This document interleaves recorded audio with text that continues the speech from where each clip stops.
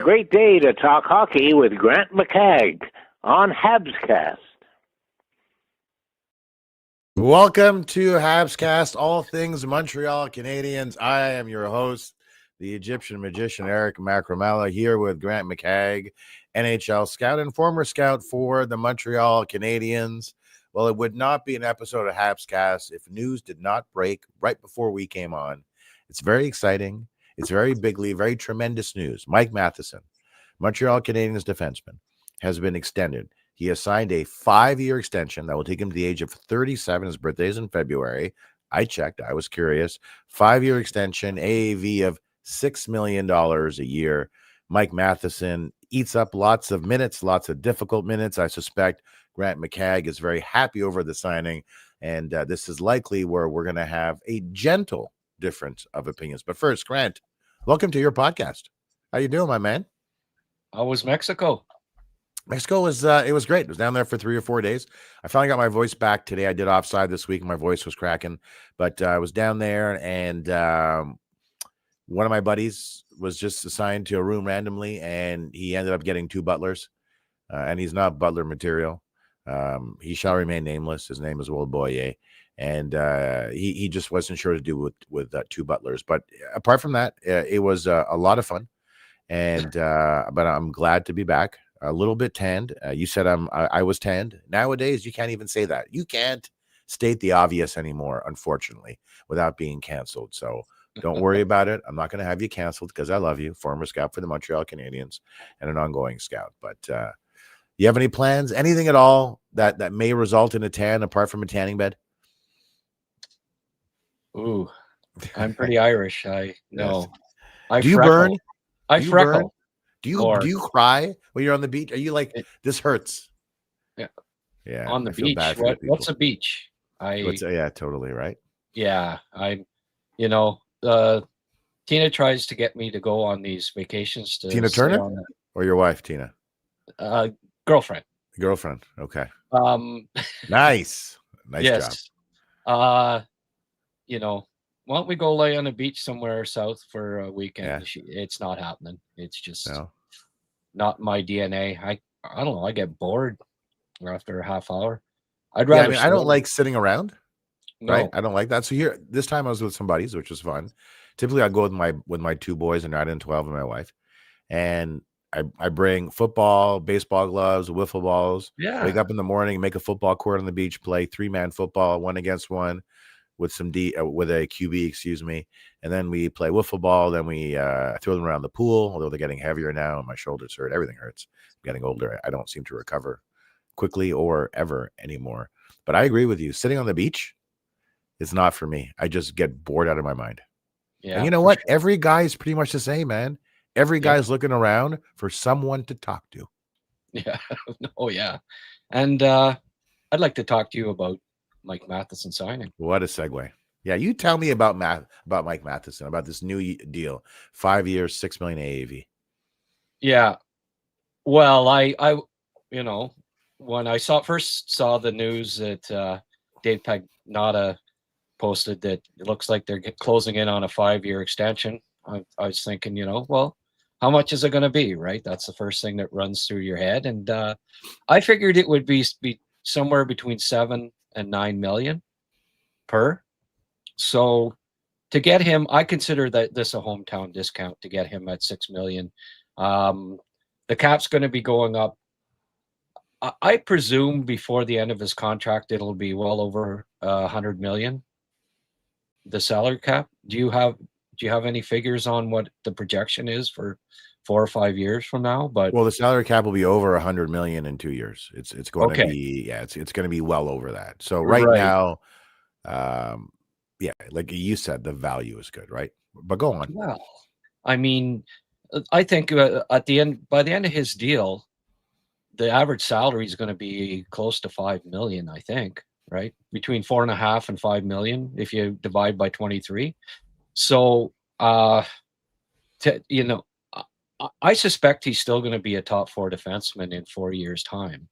And to be getting somebody locked in that even at the worst case scenario, when he's 35, let's say he's no longer playing 25 minutes, he's playing 20 to 22, and he's fourth defenseman, still to be making just $1 million or a little more than $1 million over the average salary. When you look at it from a value standpoint, 20 minutes, I'm pretty sure he'll still be a 20-minute minute a game defenseman. Well, if you're making like $1 million over the average salary, that to me is great value. And it's even better value now because I consider him to be a top 20 defenseman in this league. And the way he's playing right now, you could even make an argument that he could be top 10. I just think he's playing great hockey. The AAV, the average annual value here, is a discount. There's no doubt that there's a hometown discount. If Mike Matheson had hit the free agent market at the end of this season, his walk year, he would have commanded more than $6 million a year. He's from Pointe Claire. He's from DDO area. Likely played at the multi-pad facility that we all played at growing up in Montreal, which I'm from. So he wanted to stay here. He's having a good season, 14 points in 22 games. Leads the team in plus minus with a plus 13. He leads the team in ice time per game, 24 minutes and 50 seconds, and leads the team in shorthanded ice time at 4 minutes and 12 seconds. So he's having a good season. I think in part, some of that is attributable to Noah Dobson, who is quietly the Montreal Canadiens' best defenseman, in my estimation. I'm not looking at just numbers. I'm just watching. Puck comes into our zone when Dobson's on the ice, and it goes right back out. He does a lot of the small things really well. Allows Matheson, he can cover for him, and allows Matheson to perform. The only, and he's going to be 37 when the deal's done. As you said, from a cap perspective, this is favorable. So if you factor in the signing of Matheson, and you look at the other long-term deals the Canadians have with Caulfield, Suzuki, Slavkovsky, Lane Hudson, and now Matheson. When you look at all of that, by 2030 ballpark, Grant, that will account for about 52% now of the Montreal Canadiens cap, which is pretty impressive. So there's going to be a lot of room to build around a core of players that at that point will be peaking, have reached their maturation state. Because we'd agree the Montreal Canadiens this season are not a finished product. But I guess let me play devil's advocate for a moment and toss it back to you. So when I watch Mike Matheson, sometimes I have the same issue that others do that don't necessarily love him. And that is turnovers are part of the game, 100%. But what I often see, or at times see with him, are critical turnovers on critical parts of the ice at a critical time of the game.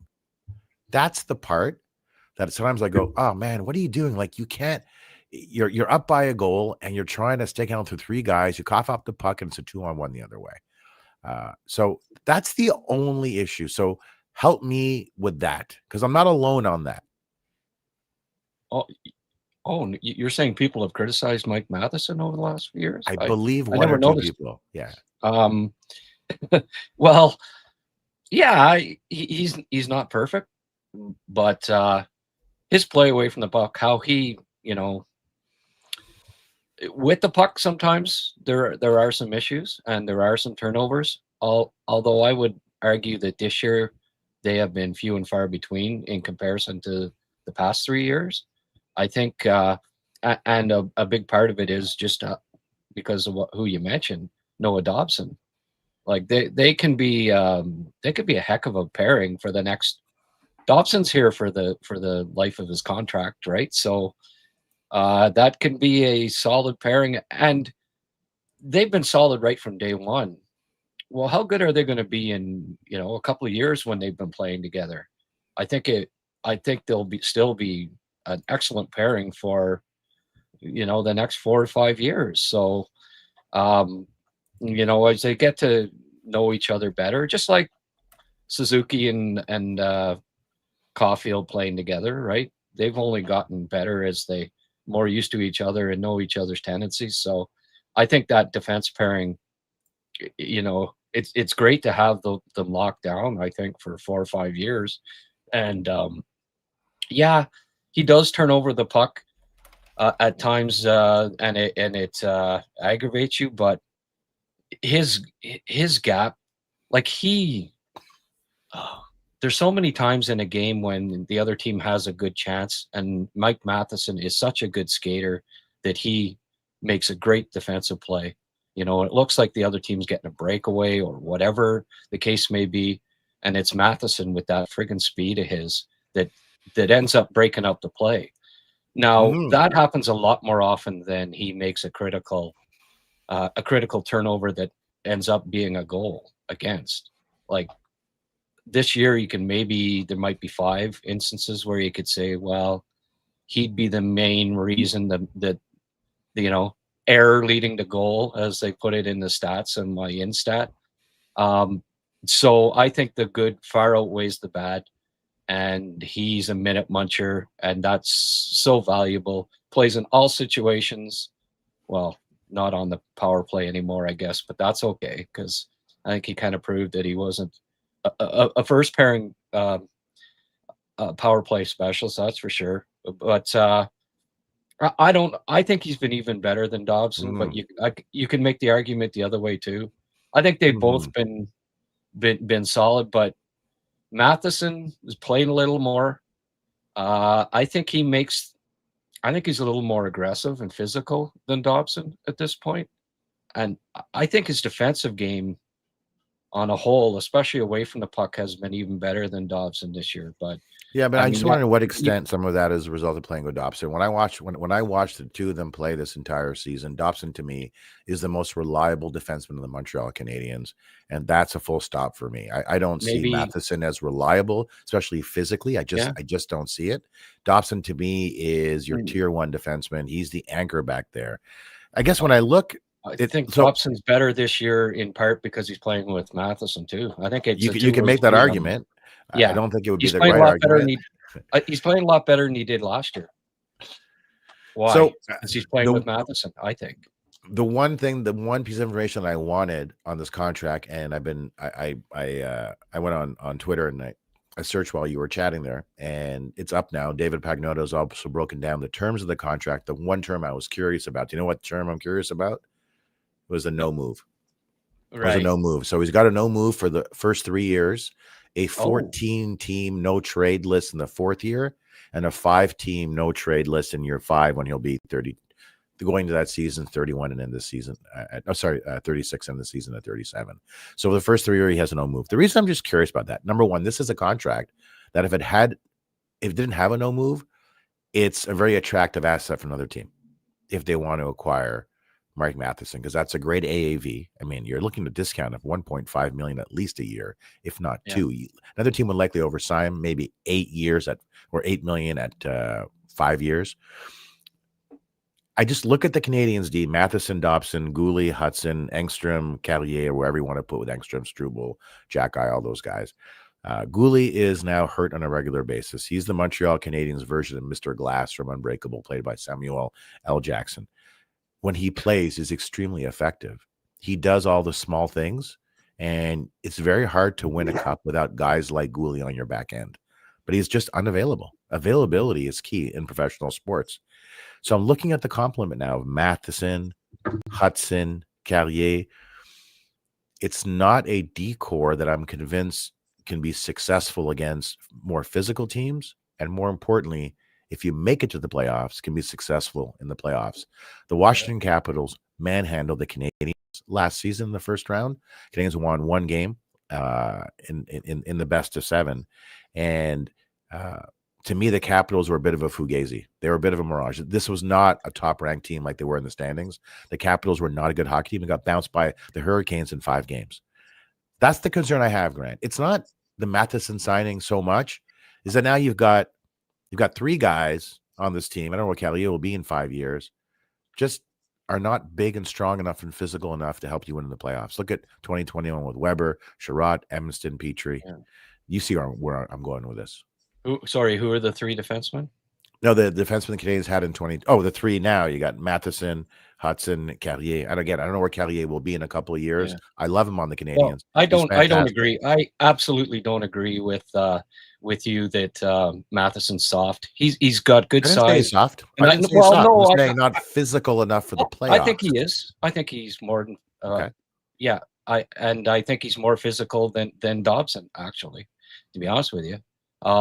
So we'll agree to disagree on Matheson's physicality, and that's fine. But Well, I tell mean, me we what can you sit need here. to see in the Montreal Canadiens decor for them to be bona fide, legitimate playoff contenders. As it sits now, your I, top I I six or think it's seven D, fine. is it enough? I think Reinbacher will come in, and it may not be this year, but when he does, then there's more than enough size. There's definitely enough size with Gooley, Reinbacher, Dobson, and Matheson as four of your top five. More than enough size there and physicality, I think, because lots of skill and mobility.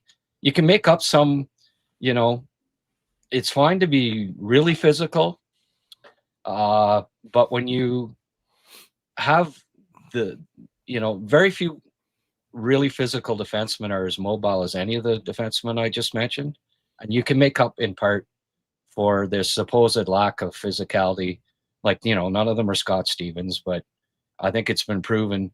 You look at a lot of the blue lines, like who are the bruisers on Florida's blue line, right? Who are the Scott Stevens? There isn't, right? They've got like Forsling. They got, you know, these guys aren't bruisers either, and they won the last two cups. So I don't necessarily think that there's a need to that they have to have more physicality. Struble is very physical. Carrier is not big, but he plays. He competes hard. So there's not, and the same with Hudson. Hudson, he's very good at getting leverage. He's pound for pound, like he's got to be super strong for his size, because he doesn't get people don't run over him very often. Like it's rare. He's not big, and neither is Carrier, but both of them are very competitive. So that makes up a lot for supposed lack of size. And the other four that I mentioned are all 6'3" plus. So I think the group's there. It's just a little more experience that has to be gained with the younger guys. But Reinbacher is the guy that's going to come in and complete that. He's got a physical edge to his game that is only going to improve as he gets more and more adapted to North America, I think. And Lane Hudson, you mentioned him. Yes, he's necessarily elusive if he wants to stay alive, and it's very hard to get all of Lane Hudson if you're looking to line him up. It doesn't seem possible at this stage of his career. He's far too elusive. You mentioned Reinbacher. I think it's a great name to mention because on the heels of the Matheson signing, saying, and now we got Matheson, and we got Dobson, and we got Hudson and Callier and Engstrom and Gooley when he's healthy. So we can trade him. We can trade him for a potential 2C or a top 6 forward. I don't love that idea. I think that people are either cooling on Reinbacher or never believed in him and then just using this as the opportunity to try and get him pushed out of town. But Reinbacher has got the tools. He missed an entire year last year, right? So he's not even yet at game speed, and he's starting to produce as of last week. He's starting to collect some points. But he's also playing better hockey. Give him a chance to get up to game speed. It takes time to reprogram the brain to get back to where it was before. Right? The game moves quickly. Reinbacher, to me, can be a tremendous asset to the Montreal Canadiens in 3 or 4 years. He might be up with the club as early as next season, the end of this season, probably next season, give him the full year in the AHL. But Reinbacher is not the guy that you jettison because you signed Mike Matheson. Reinbacher, to me, is an essential element of this team if they want to be able to compete. Yeah. Well, last year, 80% were saying, well, Matheson's got to be dealt. In the summer, you heard it all the time. Deal Mike Matheson. Then he plays really well, and not many people are having a big issue with it now. There's still the whipping, the ones that hate Matheson, but it's not as prevalent as it was.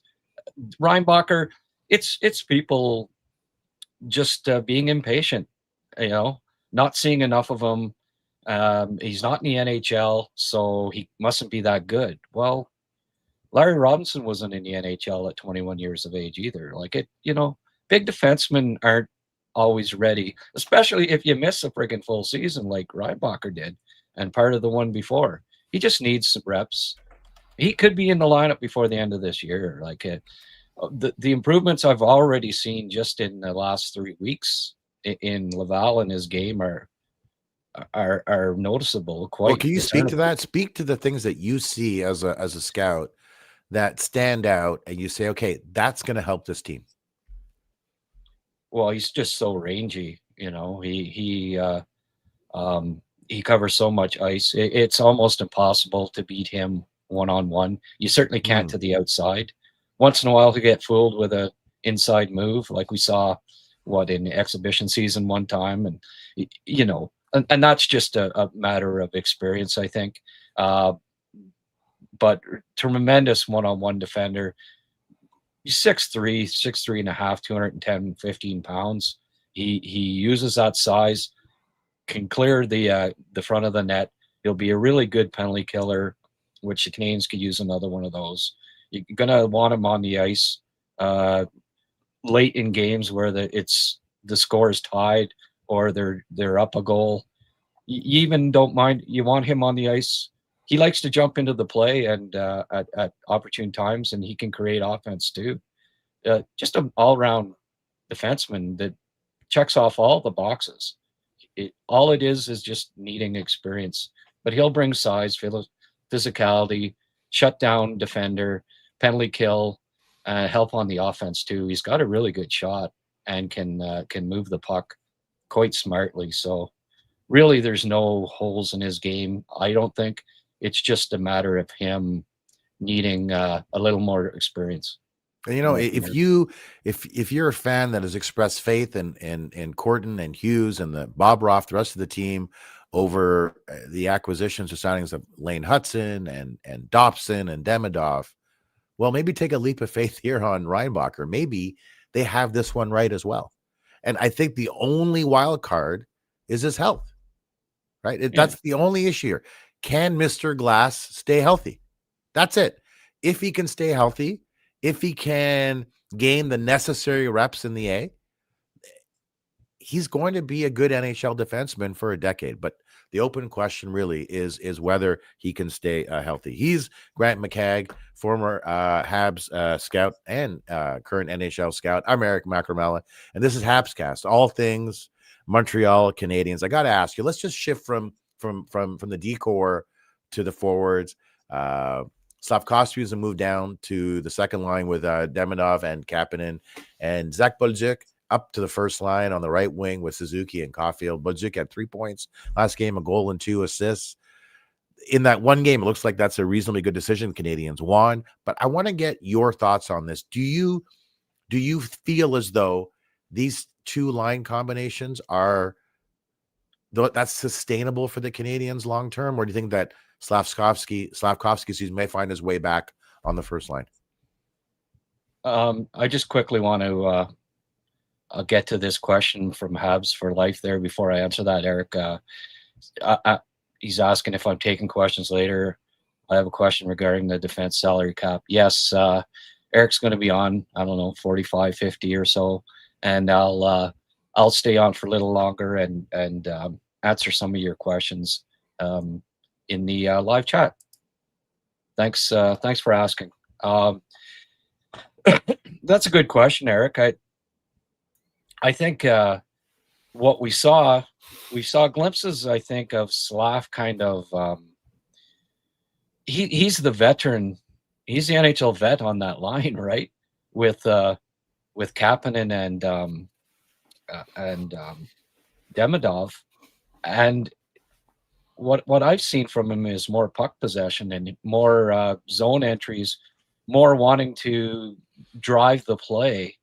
I think he defers a little bit too much to Caulfield and Suzuki at times when he's on that line. So I think it may ultimately be good for his development to play with those two guys. And hey, at their age, like, hey, that could be a trio for a long time if they keep developing chemistry and play well together. And I don't mind. Obviously, Bolduc, it took him 3 or 4 games, but I mean, the returns after the last game, 3 points. tells you that those three are starting to find some chemistry. I think Suzuki and Caulfield, regardless of who's playing with them, are going to get points. But Bolduc brings some of the elements that Slav did that is needed with those two. And that would be the heavy forechecking, the heavy body, getting pucks for those two guys. So, it's not like they're replacing Slav with a small player, a skilled player. I don't think that's ideal for those two. So, yeah, until things start going south and the lines are struggling, I would keep those six. I would keep those two lines intact for now and see how things go. What do you think? I like the idea of Slav on that second line just for one reason. And Marty Stanley used the word alpha. Slav now feels like the alpha on the line. Anybody who's played sports at any level knows that when you feel as though you're an alpha, you do perform better. You don't question yourself in the moment as much. You just you're more likely to make the better plays. It's a weird thing. It's just a mindset. But if you're like, oh, I'm the third guy on this line and I'm here to serve Suzuki and Caulfield and I'm playing with the captain and he doesn't say much, once in a while give me a look and he's not very happy, you don't feel as confident. And if you're not as confident, you don't play as well. When you are on a line with Kapanen and Demidov and they're looking at Slavkovsky going, wow, like you're the elder statesman on this line, and Slav feels that. He's got a strong personality to begin with. This is only going to help him. I think his chest is out a bit more and he plays with more confidence. I never loved him on that line. I like him on a different type. I like him on this line, and I like him with Demidov. I mean, anybody with Demidov is going to look good. I mean, just ask Kapanen, right? Although Kapanen is playing really well in his own right. But I love the idea of Slav feeling as though he's the alpha, because that has a cascading effect on how you play and how you produce. It matters. You can't see it on an X-ray. You can't touch it.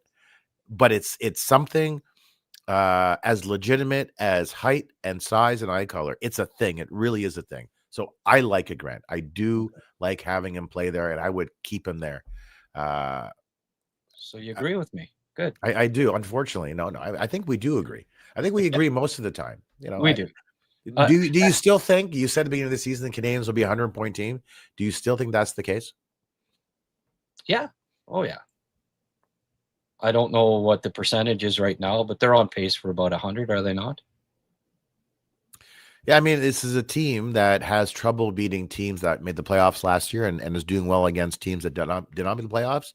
You're looking at 7 losses over the past 8 games, not including the last 2 against Toronto and Utah, which they won. You and I talked strength of schedule at the start of the season. That was the biggest conversation point. Was the Canadians started off the season against a lot of bad teams, the Blackhawks, the Red Wings, the Sabres, the Flames. Seattle wasn't great. Nashville is not great. And now, as of the first game against the Kings, in mid-November, for the next month or 5 weeks or so, they're playing a lot of good teams. So now and I said to you on this show, I said, it was before the Kings game. I said, we're going to know what we have by mid-December. And now we're getting a sense. But I think the one thing we didn't anticipate, Grant, was that goaltending would be an issue for the Canadians, and an issue in a bad way. Yeah. Well, I've never had complete faith in Monty, but to me it was an X factor for sure. They had to have good goaltending to be 100.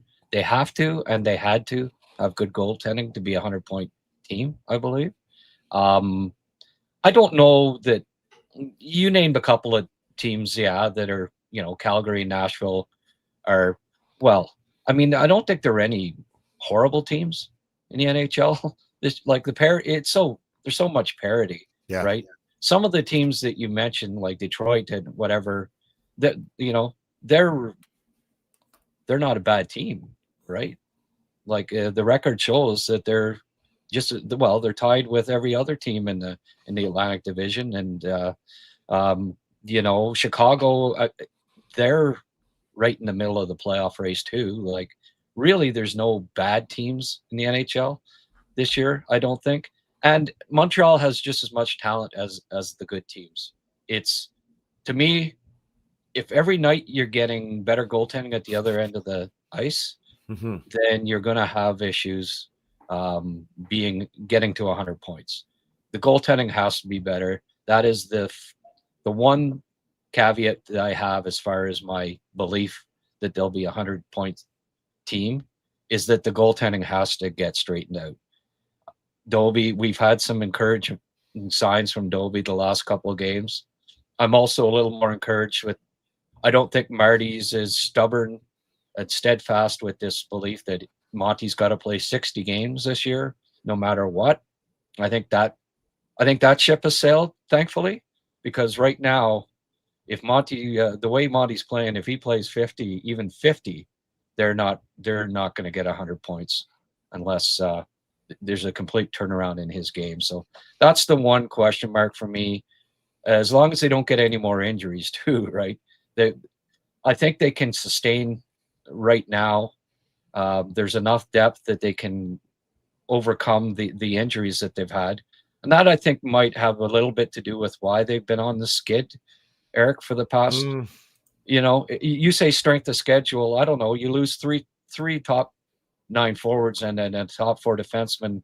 That's a factor as well. So I think the team is top 10 talent-wise this year, but there are some things that need to be addressed, and the main one being the goaltending has to it has to be more consistent for them to hit that 100-point mark. It's going to be tougher too, I think, than I thought at the start of the year, because there's more parity than I thought there would be. Like, it's crazy tight. There may not be any 100-point teams in the Atlantic Division this year, the way things are going. So maybe not 100, maybe 95 to 100, but that could also win you the division this year. Yeah, well, I mean, injuries are impacting the Canadiens now. Their bottom 6 forwards don't look terribly exciting. We'll get to that in a second. But Gouli got hurt on October 16th. Newhook got hurt on November 14th. So, I don't. Eventually. Yeah, the Canadiens lost a couple of games without, or 3 games without Newhook. But I don't know if Newhook is the kind of guy that type of injury. Well, when you're replacing Newhook and Doc with Veleno and Davidson and Jack-Eye, like, it is a problem, and that's the biggest issue facing the Canadiens now. Like, it's their bottom 6 forwards: Jake Evans centering Anderson and Jack-Eye, and Veleno centering Gallagher and Davidson. Look at the bottom 6. The Canadiens need reinforcements. Like, stop thinking 2C. I don't care about 2C. Find me bottom 6 forwards that can play. That's what the Canadiens need right now. This is not, they're not going to be able to sustain success this season if they're not deeper, Grant. Full stop. Yeah. They've got to get deeper than they are. Yeah, well, Sammy Blais and Alex Texier to the rescue, right? That's right, yes. Sammy Blais put on waivers by the Canadiens, picked up by the Leafs. They just go, oh, okay, we don't want him, like we didn't want Primo, and then both of them are gone. But the Canadiens... I don't... Evans, Anderson, Jack-Eye, I don't mind that as a bottom 2 line. Like, especially Anderson, the way he's been playing lately. Evans is better too. Jack-Eye's looked okay. That to me isn't a bad bottom 6 line at this point. I don't have an issue with that as a bottom 6 line. Now, I know you're not a big fan of Veleno. You said before on this podcast that the play dies on his stick. Since you said that, I watch, and yes, my boys and I will dress in black whenever he has the puck, and we'll have a funeral because the play dies on his stick. I thought you nailed that. You nailed Kapanen in the exhibition season. You were bang on. He's your 2C. You don't need one. You have one. You're fine. Like, Demidov drives that line. He's going to be fine. Jack-Eye, there's a lot of, it's exciting, it's fun, but he's so young, he's so raw. He'll make a lot of mistakes. Of course he will. He's just learning. Especially playing hockey at this speed. What are your views on Jack-Eye and his outlook? Well, I think he's still got to improve his foot speed. Like, that's a kind of an apparent thing, is that he's not. But Montreal has a really fast team, and when you play with a team that's as fast as Montreal. It's kind of apparent when you're a little behind, but at the same time, there's so much speed otherwise, especially on defense, that I think you can compensate for having one guy that's maybe not the fastest, as long as he anticipates to play well, plays a physical brand of hockey, plays smart defensively, and makes an impact energy-wise. And so far, he has done that. So I haven't minded Jack-Eye's game so far. Somebody brought up a point in the live chat here the other day, talking about how, or actually during the podcast, that maybe Anderson is playing a little more physical as well, with another guy that plays that style of hockey on the other flank. Right? I got that right this time, eh? The other flank. Yeah. And so that's maybe not a bad thing either. But I've really liked Josh Anderson's game lately. He just had 4 goals in 6 games, which to me, he's a bit like Gallagher. Like, he can be a little streaky, right? He starts scoring goals and he gets some confidence back, and it comes. And Evans, to me, is one of the best penalty killing centers in the league. Pretty good 100%. on draws. Does a lot of good things. I think he's making minimum wage this year. Well, jeez. That's the only time I've said, man, I understand the hometown discount. You went way too far. Could have got 4.5 million on the open market. Yeah. Well, is he making 2.85, something like that? I think memory serves. 2.3 or no? Is it 2.3? Okay, I thought it was 2.85. I'm not sure. Okay. Yeah. But whatever it is, it's under 3. Yeah. I just I wanted to bring this up, Eric. People have always been talking about, but what about, when Matheson's 36, 30? At the end of this contract, if my math's right, I think he'll be 38. Will he not turn 38 in his last year of his contract? Yeah. He'll be 37, yeah. Well, 37, no, right? He's going to turn birthday's 32 in February, right? Oh, 32, okay. He's going to turn 32 in February. You're right. So next year, right. He'll be 32, 33. So he'll be 38 at the end of his deal, right? That's right. But Pronger, 55 points at 36. Lidstrom, 70 points at 37. Niedermeyer, 69 points at 35. McKinnon, 68 points at 39. Chelios played until he was 45. Bork, 82 points at 35. Robinson, 82 points at 34. Scott Stevens, Conn Smythe at 35. Now, in no way, shape, or form am I saying that Mike Matheson is equal to any or all of those players. He's not. But he is, he is a minute-munching defenseman, very mobile, and typically, what my point with that is that mobile, minute-munching, top 4 defensemen are in their primes between the age of 30 and 36. They're still in their primes. Well, 35 at minimum. So don't expect a drop off from him until perhaps his last year or two. And as you pointed out, with the no move clause kind of eases up the last 2 years. And if we do see a decline in Matheson, I think even at that salary, it's fair. But if need be, and they want to get rid of him, there's other guys that you just have to have in the lineup that are better. They could move him. I doubt that they will, but they could. So in all respects, I think the 5-year, $6 million AAV is a bargain for the Canadians, and Kent Hughes has done it again, I think, in getting a really fair deal for the organization. Well, look, I mean, honestly, his salary on the final year of his deal will be completely inconsequential. It'll be the equivalent of a salary between $2.5 and $3 million, given cap inflation. If you want, you can buy him out as well. It's of no consequence. What matters now are the next four years for Matheson. So, but we talked about, by this Habscast, he's Grant McCagg, American Macramalla. We talked about the bottom 6 Canadians need reinforcements. They wouldn't need a reinforcements in any event, whether Newhook got hurt or not. So I'm going to give you some names. You tell me, of these names, who would you want on the Montreal Canadiens? Okay, now. And it's not even a situation that you're Ken Hughes and Gordon, whatever their philosophy is, which is typically acquire players that are not just here for a year on the sort of on the younger side. But of these players, who do you want? Ryan O'Reilly, Jordan Kyrou, Marcia Stowe. I'm not done. Stamkos, Kadri, Sherwood. Who do you want? First guy you mentioned. Why do you want Ryan O'Reilly? Is it because he likes to drive into a Tim Hortons rather than use a drive-through? So he go right through the building? Yeah. People remember that when he was at Buffalo? I would like to see him do a commercial with Monty where he drives through the wall of the Tim Hortons and hands him a poutine. No, he needs to do an ad for Volvo. Just talking about how safe the car is, because I can drive through a Tim. Who needs a drive-through? I can drive right through a window. So Ryan O'Reilly. It's not Jordan Kyrou, and it's not Sherwood. Kiefer Sherwood.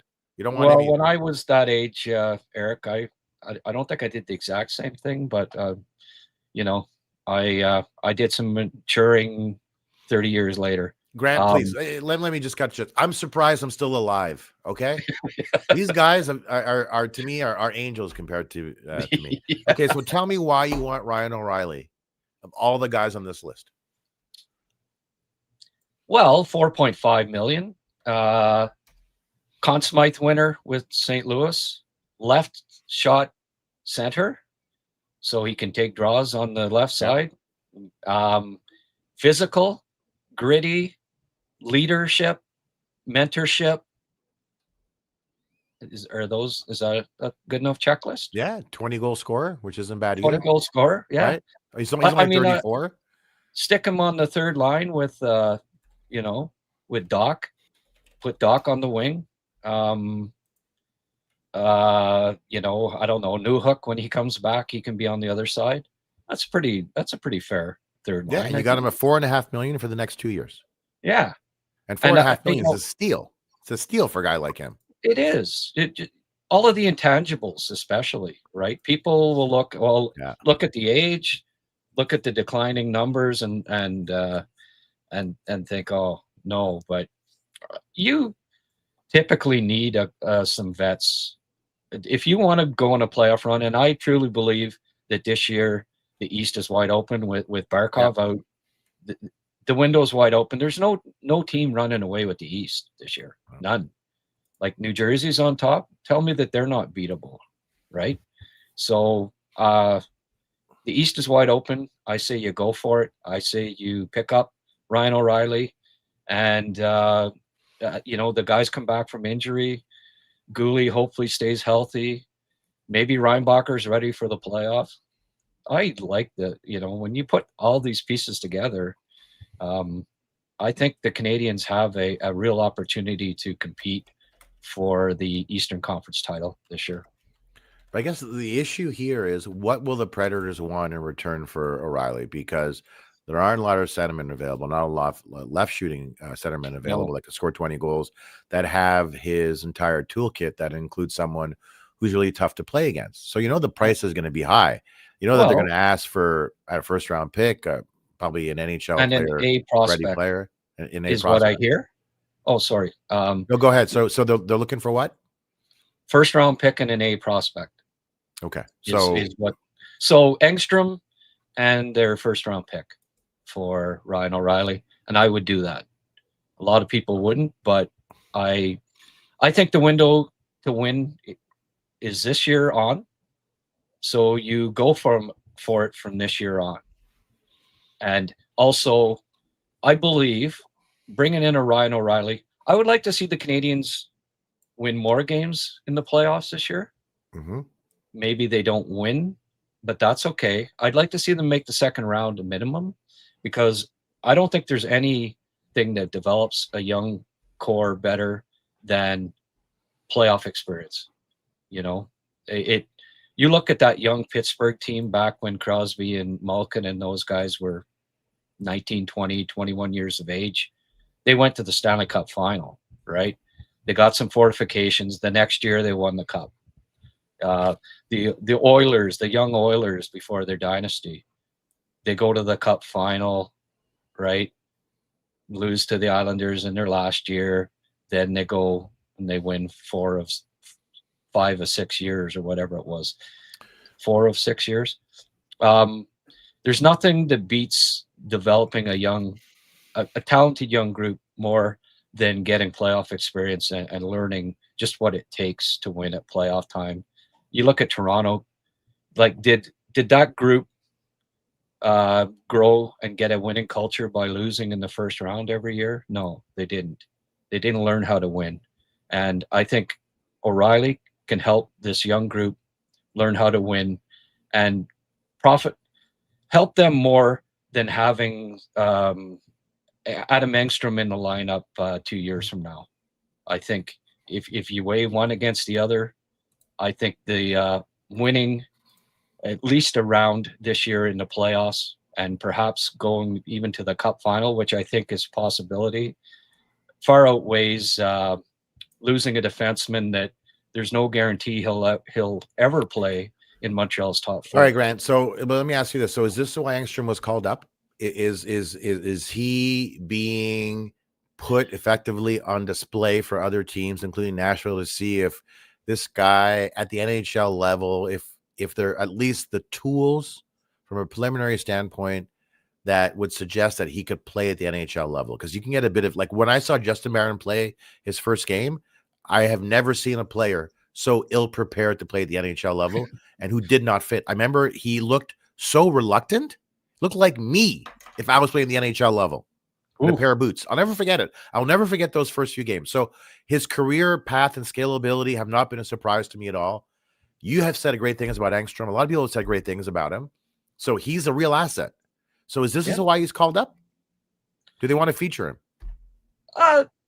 You know what? It could be several reasons. And tell me why, because you got Struble and Arbor. So why? Well, it could be. Well, first of all, Laval had a week off. Engstrom had a great week, so they could be. They went out west and they're playing against 3 of the fastest teams in the league. So they wanted to. This was a good time to give them a look, right? Okay. You reward, just like they did with Davidson. You reward good play. Like, he's the second highest scoring defenseman in the AHL. They're rewarding him by letting him have a look. Are they showcasing him? They might be. What they might also be doing, Eric, is seeing if how he looks at the NHL level, so they can trade another defenseman. Like, it doesn't necessarily mean that they're showcasing Engstrom. Mm-hmm. It might be Struble, might be Jacky, might be Gooley. I don't think it's going to be Matheson. It can't be for 3 years. He's got a new trade. Imagine that he signed. Hey, can you waive your no trade? How amazing would that be? Yeah. Okay, so we got a message here from Gaston Gingras, neighbors, uncles, dogs, master. O'Reilly is way better in Montreal than he was in Toronto. He fit nicely with the kids here, I would think. There's a comment here from Emile Sherborne. This one I like. For a first and Engstrom, I would be patient and get a little fresher legs instead of O'Reilly. You never know who might come available. O'Reilly's a little too shy and emotional for Montreal. See Toronto stint. Shy? Let me. Yeah, I was. Okay, I mean, that's. I mean, he's writing. He's communicating his thoughts in the moment. But here's the thing: if I distill that down, the takeaway is a really important takeaway for the Montreal Canadiens, its management team, and its fans. When Hughes and Gordon came on a few years ago, when they've since been extended, they were a terrible team. There was not a team you can say this is the future of the Montreal Canadiens. They had to rebuild this team. So they've completed the rebuild phase, right? Now comes the hard part, Grant. It's making those decisions. Do you trade an Engstrom?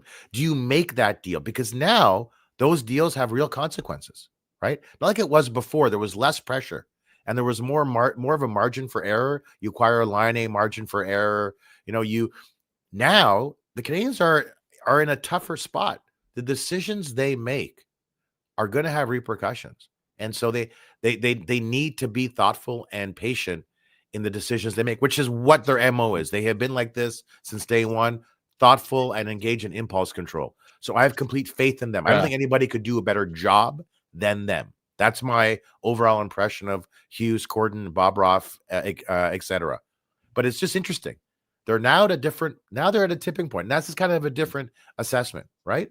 Well, I look at Gordon in his previous incarnation with the Rangers, where the fourth or fifth year he went for it, right? He picked up players and went for it, and I think it's the same. It's exact same. It's this year, from this year on, that they're going to go for it. The fresher legs thing, Montreal's teaming with fresh legs. Like, they're the youngest team in the league. Like, adding one veteran that isn't the fastest guy is not going to, no, you need a balance there. It's not like, it'll make them an old and slow team. One guy on the team. Yeah, you add to a guy that's not the fastest, that's fine. It's the leadership. It's the mentorship. It's the left-hand center. It's the guy that won the Conn Smythe Trophy. It's the size, grit. It's the guy that can kill penalties. The guy that can kill penalties. It can. No, there's no doubt, Grant. Ryan O'Reilly on the Canadiens today makes the Canadiens better. Full stop. There's no doubt. I guess the right. sort of the broader conversation that I'm having with you now is just the Canadiens management has entered a new phase now, right? Right. Now they got to start taking chances. Got to start rolling the dice. Engstrom, there's no guarantee that Engstrom will ever be a top 4 defenseman on the Canadiens. And I look at I don't see him being better than Gooley. I don't see him being better than Hudson. I don't see him being better than Matheson for the next 4 years. Yeah. I don't. So, I don't even know that he'll be better than Struble. Struble brings certain things that Engstrom doesn't, I believe. So why wouldn't you trade? It's not like they don't have young pieces, and Narber too. It's not like they don't have. They're completely stocked. They're stocked. You only have 50 players under contract, right? Right. That's it. So you can't keep collecting draft picks and drafting players and developing them. Now these players are assets. That's what the players are. They're assets. Yes. You have to dispatch these assets to get other ones. The Canadiens are too young, lack on ice awareness, why they cannot hold a lead. They need someone with a bit of gray in his beard like you and I to come on the ice and to show them how it's done, because they don't have that. I can show you how it's done. When the Canadiens went to the Cup final in 2021, how many of those guys had won a cup, right? A lot of those guys had won cups. We have one, Newhook, and he was in his rookie season. That's it. Nobody else. The Canadiens need experience. They need someone who is seasoned. When you win a cup, it's because I know it sounds dumb and trite, but it's true. When you win a cup, it's because you know how to win. Yep. Not all good players know how to win. It's not a coincidence that Chris Pronger kept winning cups on different teams. There's a reason for that. There's a reason why certain players can't win. So O'Reilly to me is more of a winner than he is like a low energy loser like Jeb Bush. So he's the kind of guy who makes the Canadiens better. But there's no doubt Canadiens need somebody. They need to add a body or two in their forward complement, because this is not going to cut it. And it's a really tough stretch. You make a deal. You make a deal now. How is it 12:54? How has it been an hour? How, Grant? Felt like it was 5 minutes. Yeah, I know. Yeah. It's 5 minutes. You got a ton of comments too. It's great. No, just the Canadiens, I think, have the best under 25 core in the league. They've got great prospects coming.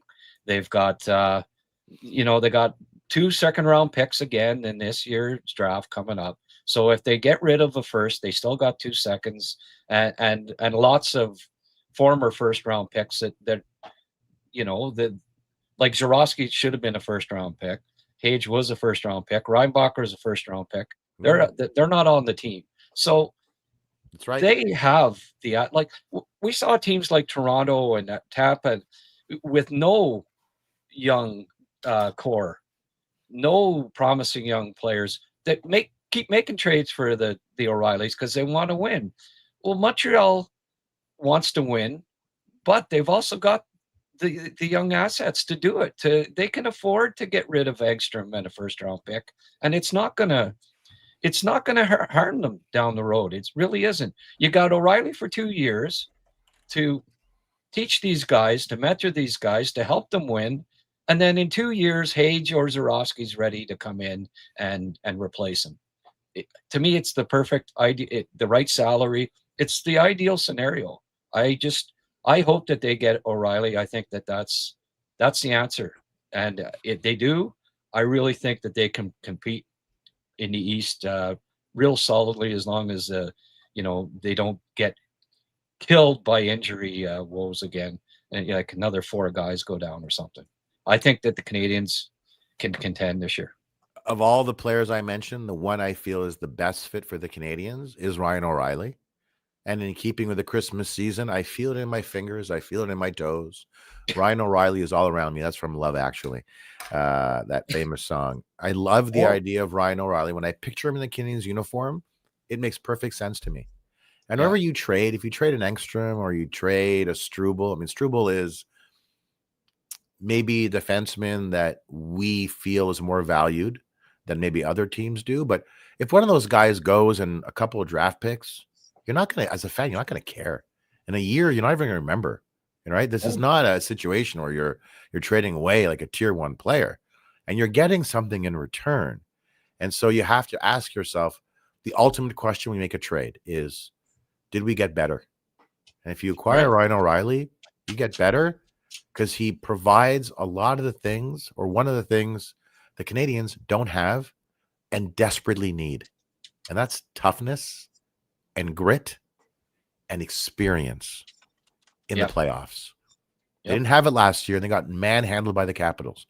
Capitals are not a very good team. They got manhandled by the Capitals. So, anyway, okay, well, we're almost at the end here. Grant, anything you want to add here on Habscast, your podcast, all things Montreal Canadiens? Well, what I've found too is that you see teams make multiple deals, like with other teams, and there's a history there already, right, with Trotz and Hughes, with the deal last year with Carrier, and often these things come in twos, right? So is that right? Okay, I think you see, like I think Bergevin made multiple deals with the same GMs too, and you see it in a lot of instances I've noticed. So, like they're already on good terms. They trust each other, right, when it comes to trade, and they talk obviously. And I think, like Montreal has the assets, they have the need, and they have the like they've already made a deal in the past, these two. So I think that Montreal's the front runner for O'Reilly, and I hope that's and also it looks like Nashville's amenable to dealing O'Reilly now, and I think it's important to pick him up now. You still got 60 games to get acclimated with this group. It's better than doing it at the trade deadline and only having that 15 games. We've seen in the past, maybe even O'Reilly going to Toronto for that 1 year where didn't really have time to really get acclimated to the group. Well, you get them now. You've got almost 60 games to play together, to come together. And I really think that's another reason why it might cost you a little more right now to get them, like the A prospect and the first round pick, but it's worth it. You get that extra 60 games of meshing before the playoffs and fitting in to the group.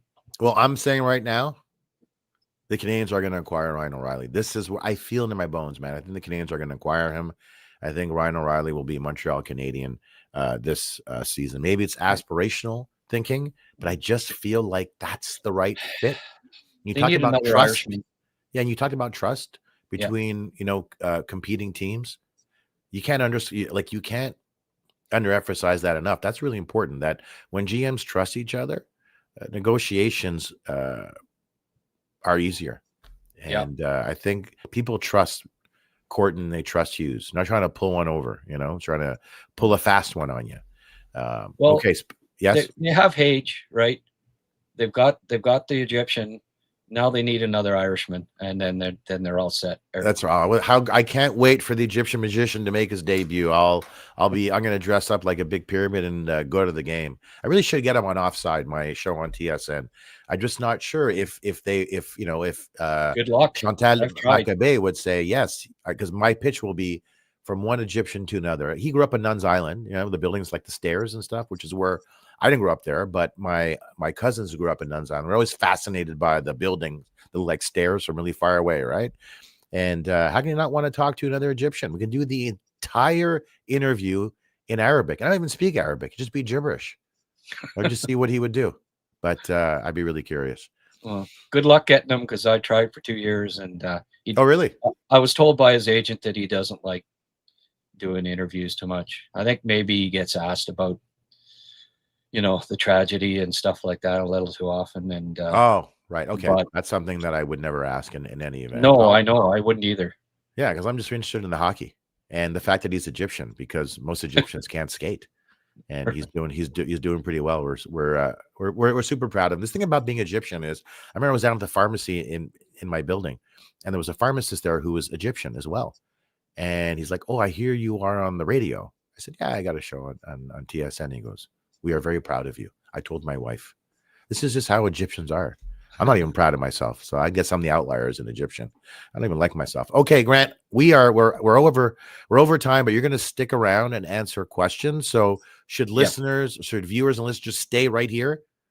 Absolutely, stay right here. Okay, even so stay here. without you being here, Eric, they should stay. That seems impossible that they'll stay. Yes, and of course they're going to, because it's you. Please. So if your access to Grant right now is free, his brain is massive, knows everything about everybody. So stick around, ask him a bunch of questions. I'm going to head out. He's Grant McCagg. I was Eric Macramalla, and this was Habscast.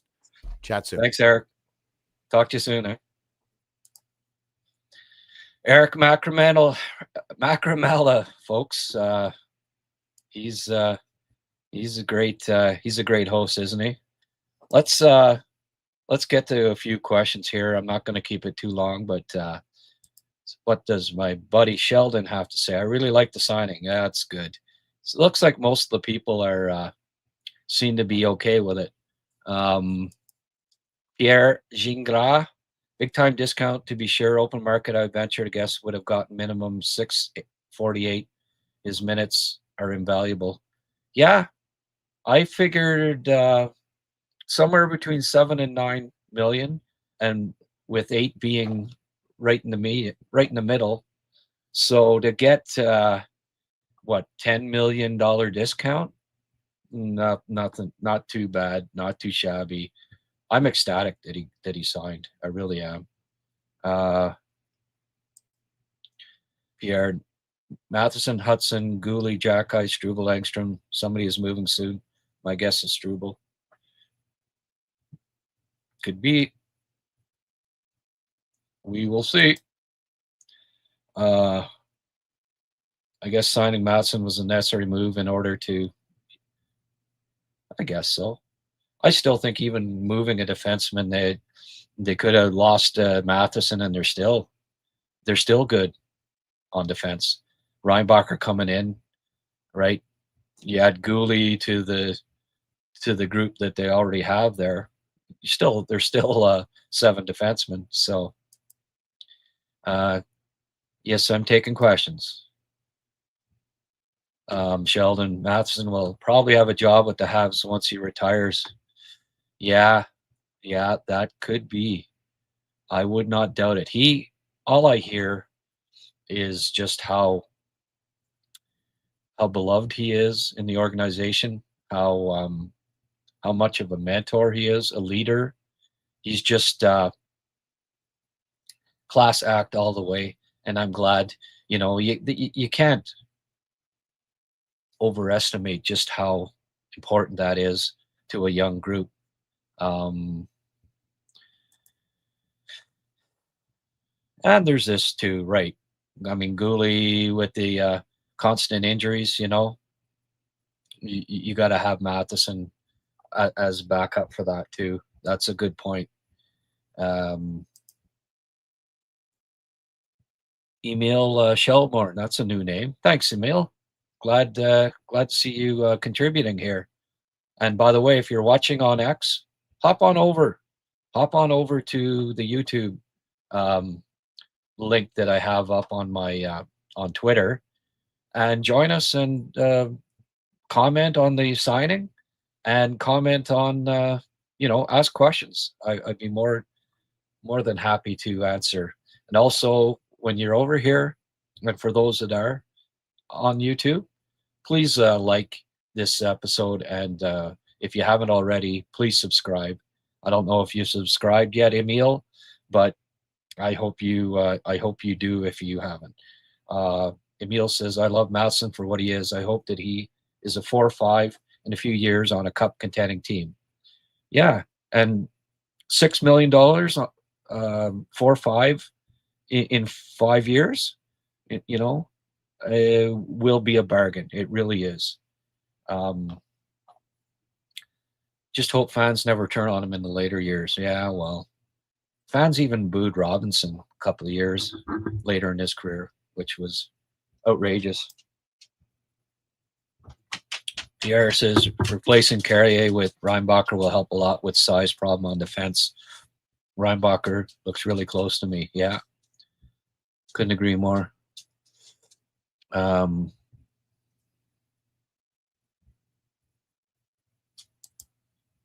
Carrier is leaking oil, being hit and targeted extremely hard. Yeah, well, that's the one guy I think, you know, that you can replace in the future. But Carrier, defenseman can go through some, you know, ups and downs.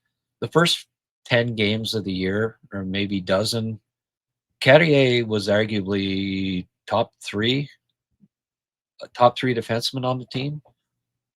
Right now, he's playing like the sixth defenseman. So, you know, I expect him to bounce back. And he's, what, 28 or whatever? I'm not too worried about Carrier. He's pretty steady. Right now, he's not playing his best, but I think you'll see him. I think you'll see a rebound from him. And he's just going through a bit of a rough patch right now. It happens. It happens to defensemen. Habs for life. Hey, I like seeing blue or green. What would that be? Aqua? Whatever. Teal. I love seeing teal questions because it means somebody sent me some money. Thank you very much for the $5 donation, Habs for life. And see, you asked if I would be staying around for questions, and then when I said yes, you compensated me for it. So I appreciate that. By the way, I don't think I'm going to go between periods. It's I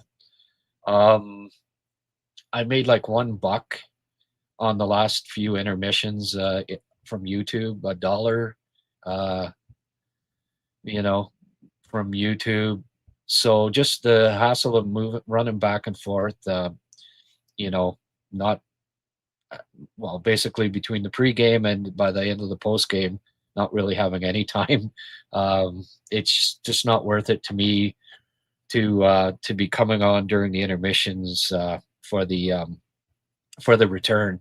Yeah, and not a lot of people like getting 200 views on YouTube and stuff. So it's not catching on quite as well as I'd hope. I'm going to skip this one anyways today, and we'll see in the future. But right now, the intermission thing is going to be on hold because it's just not. I'm not getting the return in views or YouTube compensation for it. Alex Legend, love you two together. Can Reinbacher be as good as a young Sergachev was when Tampa was winning cups? Oh yeah. Yeah. Sergachev, he was inconsistent when he was young. Yeah, I prefer actually. I think Reinbacher can be more consistent than and is a smarter defenseman, not as flighty as Sergachev. Little different. I mean, Sergachev's maybe a little stockier, a little bit grittier, but not much. I like other things. I think Reinbacher's a steadier, more consistent defenseman. Alex Legend, a different position and level of skating, but Slav driving the middle of the ice reminds me of McKinnon in Colorado. Ooh. Yeah, not quite, but yeah, there's a lot of power there, that's for sure. Slav Cappy Demidov might end up having a first line value in production. Having 2 first lines would make a bona fide contender. Yeah. No, I like keeping them together. There's a lot of promise there. 63 years old combined. This team right now is not a 100-point team. This team healthy is one. Yeah. Well, that's what I was trying to say to Eric, that, with the injuries and then the tougher schedule, and they're having their little down time right now. I think they bounce back and get back on the winning ways like they have the last 2 games. That I still can't believe Montreal picked up Sammy Blais off waivers. Yeah. Hey, why not? Free, right? I mean, they tried to send him down to Laval. They signed him, I think, with be 14th forward or Laval, and be a veteran, big body, gritty presence for the organization. And I didn't sneak through waivers, got claimed. Hey, didn't cost anything to get him back, send him back to the minors, and they might call him back up too. Like if Davidson playing 5 minutes the other night, it might be a sign that that they swap those 2 at some point here, get Jared back. But we'll see. He helps. Laval's not a real big team, a real big physical team, and Blais is actually a nice addition to them and can contribute definitely at the AHL level in a lot of ways. The one thing missing on defense now is a Savard-type player, but younger. Great shot blocker, defense main focus, penalty killing expert, good hitter. Well, that almost pretty much describes Reinbacher, so it's coming. Francois, well, Dobish had a few bad games in November. He had a decent season. Yeah, his save above expected goals is actually positive. Yeah, but I'm still, there's still a question. Doby would look great at the start of last year too, and then swan dived, and you just don't know what you're gonna. There's a lot of unknown with Doby. His mental. There's some mental fragility there, I'm afraid, and you just don't quite know what you're gonna get with Dobish. So I'm not entirely confident in him. Ideally, right now, I wish Dovis was the backup, playing 30, 35 games, and that they had, somebody better than Monty. It's not inconceivable that they either trade for a goalie at some point or they call up one of the 2 guys in the AHL. If Monty doesn't get things straightened out, signing Matheson tells me that they're going for it now, right? Their window is open officially now. They're going for it. No trading away Matheson for the future. They think that he can help them win now, and they're not going to dilly-dally too much longer if Monty doesn't get his game straightened around. I don't believe.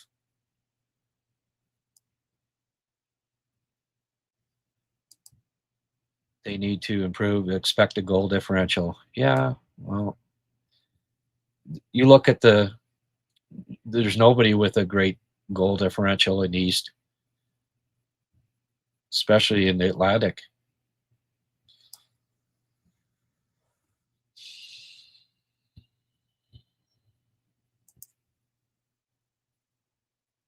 Pierre, you need to post more, buddy. 4 out of 5. As it stands now, we have around $15 million to spend next year, depending on how much you pay Doc. Yeah, exactly.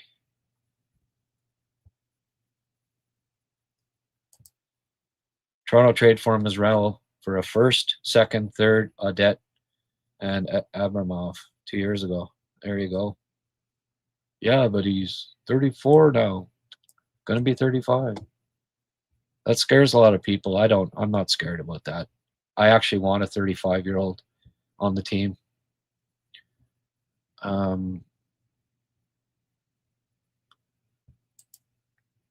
Yeah, sure. Doesn't have to be this, but like I say, they've got 2 seconds this year, right?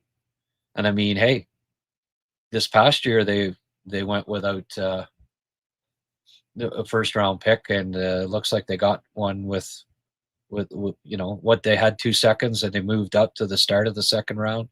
Well, with their 2 seconds, they might even be able to move up into the first to compensate for giving up the first this year.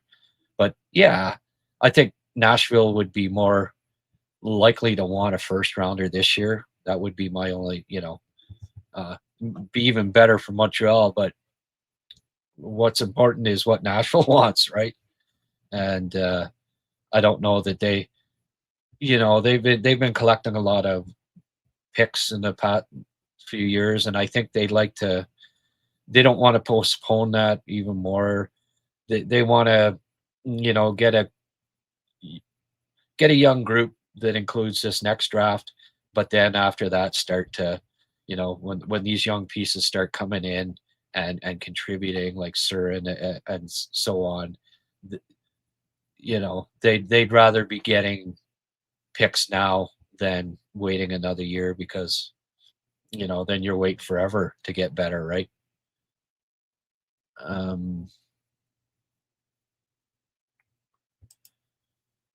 Riley's way better in Montreal than he was in Toronto. Well, I'm thinking he's a better fit. He's the perfect fit. O'Reilly went to Toronto and they had Tavares and Matthews down the middle, and I don't know, just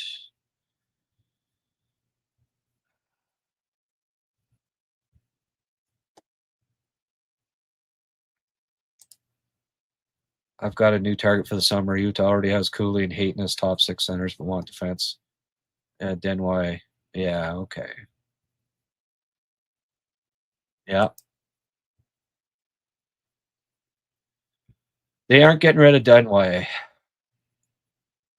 Who does Trotz want to be? Might be the question. Yeah. Well.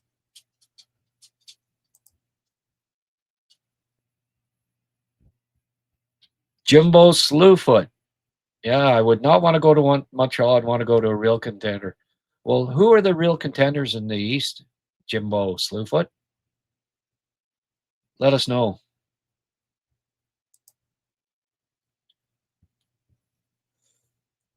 Does he want to come to Montreal? Why wouldn't he want to come to Montreal? I know we said that pressure thing, but we discussed that the other day. Pressure of playing with friends and in front of friends and family in Toronto. It's not the same in Montreal. Yeah, well, there's not a veteran in the league that wouldn't want to play Montreal right now. Believe me, they're the cool kids. They're the hot ticket. O'Reilly would not mind playing in Montreal. I don't doubt it 1 second. He sees the fit. He sees the potential.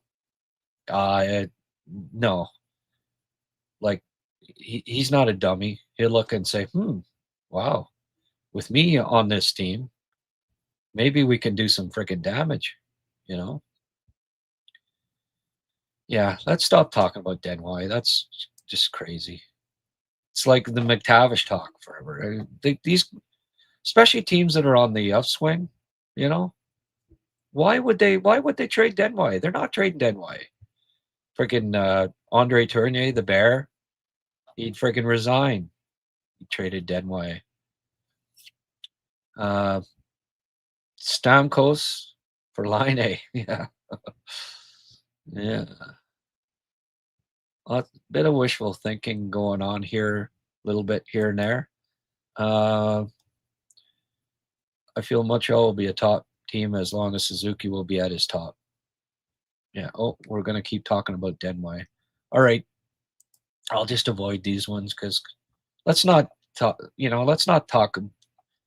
get into pipe dream discussions. That Matheson deal coming today tells me something else is brewing, and they needed to lock Matty before proceeding to the next move. Yeah, that could be. That could be. Let's see if there's anything else here.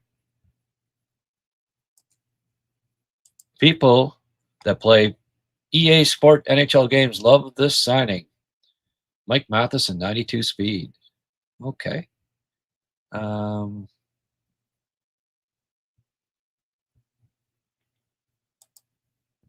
Oh, subscribe for a while. Sorry, Emil, I didn't know that. One of the few people I spend time listening to. Glad to have the time to catch you live for once. Hey, cool. Well, I'm glad. I'm glad we could get your contributions there, Emil. Great to know, and thank you. Salary question. What was your salary question? You went. Bear in mind, there Habs for life that there's 200 comments plus on here, so I'm not going to get to every single comment. And JJ Evans, pathetic. JJ, not mistaken that you didn't have a lot to contribute the last time you were on here either. Is that like what pathetic? What's pathetic? That response is pathetic, or I'm pathetic? Eric's pathetic? What's pathetic? Johnny Golden. Hey, Grant, I think Hughes can get O'Reilly for a better deal than Engstrom in the first. Oh, okay. I don't think first and Engstrom hinders the team in any regard. Engstrom's a nice player, but they've got the surplus. They've got the surplus. Whether it's Struble, whether it's Engstrom, whether it's whoever, dealing from a position of strength to get exactly what they need. It's a no-brainer for me. It really is. Something about Dobie crying. Kapanen's trade value would be us. Yeah, okay. Yeah. Trade the what looks like a Patrice Bergeron type player. Makes sense.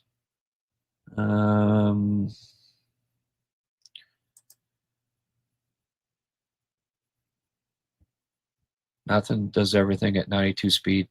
The question was with your donation? Let me see here. I never ended up answering it. Okay. Well, thank you for the donation again, House for Life. Geez, you give a donation and I don't even ask to friggin' answer the question. No, there's no refunds, so I better answer it now, right? Defense cap could be 45 million in 3 years or so.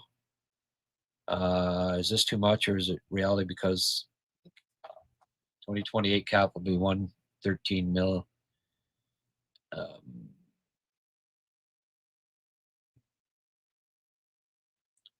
45 million, yeah. What, 6, 9, yeah. What's Gooley making? Who knows if he'll even be around, right?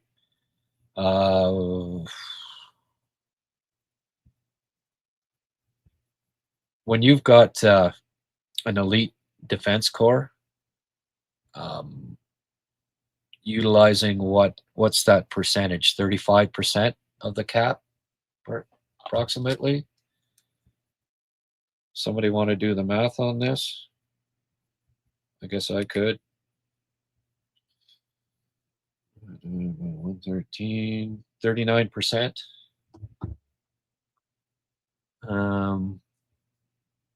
So almost 40% of your cap going towards defense.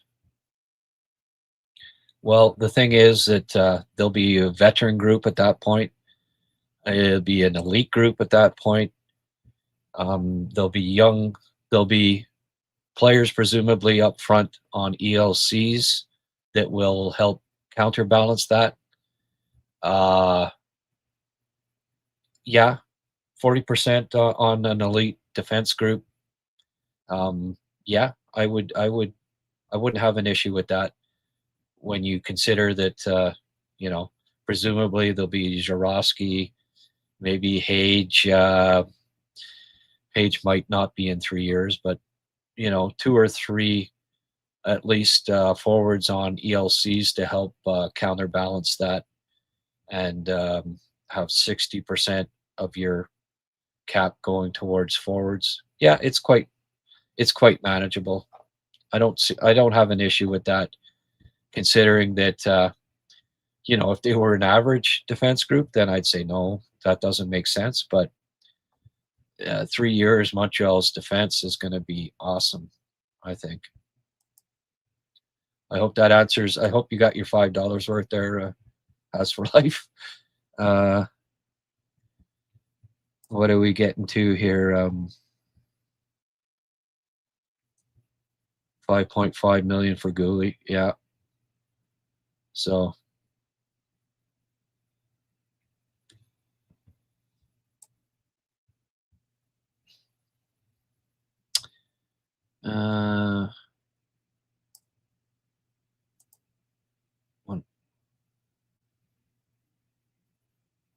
he could make I'm plus. When Reinbacher pops off, he can make I'm plus. Okay. Oh, 9 million plus. Okay. Yeah, well, that's a possibility. You deal with that when the time comes, right? The thing too is that you just don't know. You can project what team will look like in 3 years, and it never, no one ever makes that prediction right on. It's, you don't know what the team will look like in 3 years time, even on defense. It's, they could draft a defenseman over the next 2 years that's in the lineup. You don't know, right? Just like, you try to project Montreal's lineup up front in 3 years. Like, that's another reason why Engstrom they might draft somebody in the first round or even second round that ends up being better than Engstrom over the next 2 years. Pickford could be better than Engstrom, right? And same at forward. Like, don't ever trade Hage. For all we know, the Canadians over the next 2 years will draft a forward who ends up being better than Hage. Already looks like Jarosky might be, and they just picked him up in the draft last year. So it's the future is never crystal clear, right? What Monty confirmed in goal this aft versus Marner, Eichel, Stone, Sod, Hurdle, Hannafin, Thorder, and knowing we can't win every game, do you think Montreal loses this game? I do. Well, it's trending, and put it this way, I wouldn't make a $100 bet on the Habs winning today. They won't be favored. So throw Monty in, right? Throw Monty in and hope he can keep it to under 7 goals. I guess Vegas is tough at home. Like, they should have beat Ottawa the other night. They got a good team. They'll forecheck hard. But you know what?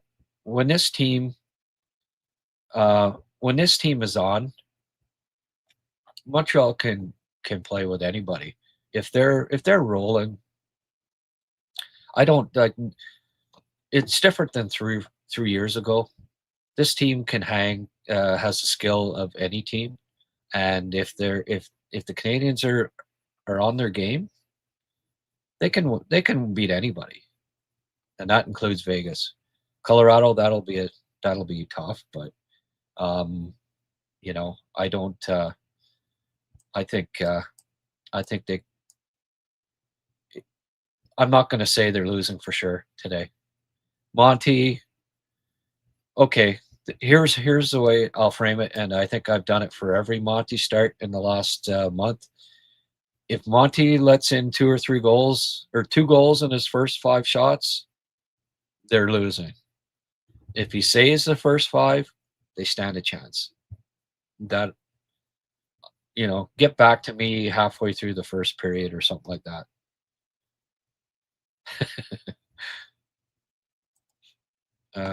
Has for life, no issue with 40%, right on. Yeah, well, that's what the 39% is what the calculator told me, and that's not. I'm trying to think. There was a defense core not that long ago that was eating up something like 60% of the team's salary, and that became an issue. But when you've got an elite defense group, and Montreal would, like they're not going to eat up 40% of the salary in 3 years if that group's not playing really well. One of them will be gone, right? So 40% on an elite defense core, that's 7 defensemen, right? 7 out of 21. Yeah, 7 out of 21 skaters. Yeah. Wolfie, if Ottawa can handle them, we can. Well, Ottawa beat them, but from all accounts, from what Liam was saying, they were very lucky to win that game. They got Stone back. Yeah, that won't hurt them.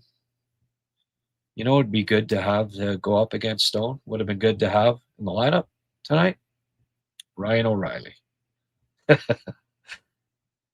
I'll keep going for a while. It's got to while away some time, wait for the game anyways, right? What do you think, folks? You want to hang out for a bit longer, or you want to wrap it up? Looks like we still got people. If Monty can keep it under 7, yeah. Yeah. Habs for life. Vegas and Colorado will be a great measuring stick. Can't wait to see what they're made of. That's true, eh?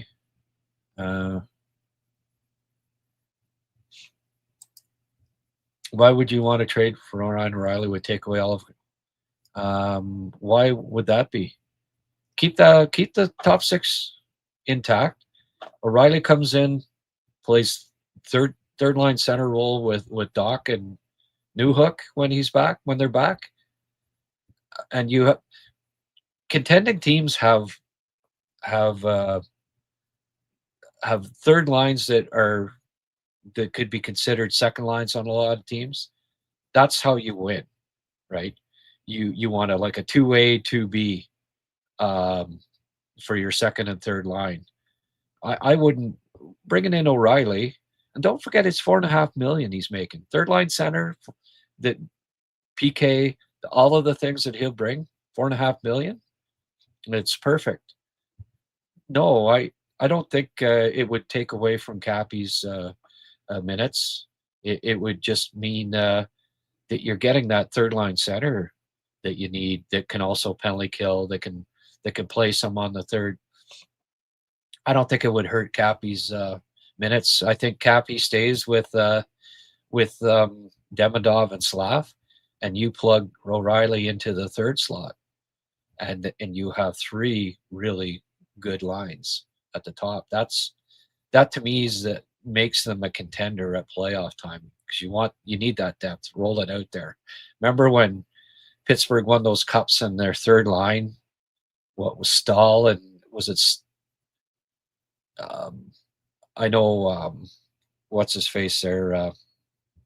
Kessel was on the third line. He almost won the friggin' Conn Smythe.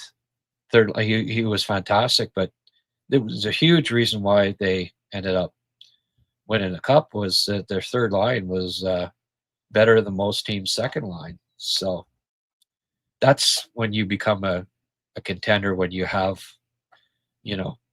when you could throw out a third line that the other team can't handle, right? That it's lot better than the other team's third line.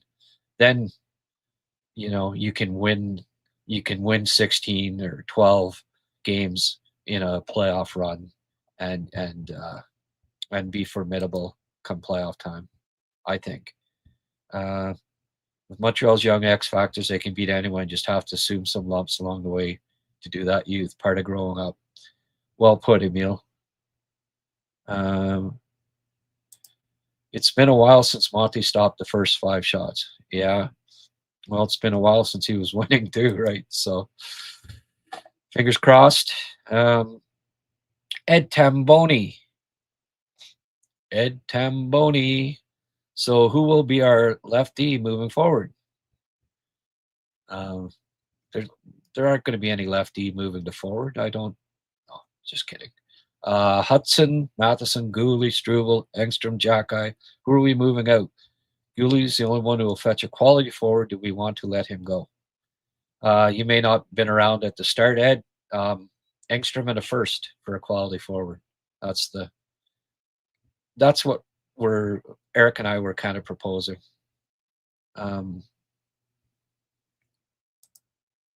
Francois and Feinstein just need to hide from my boss at work.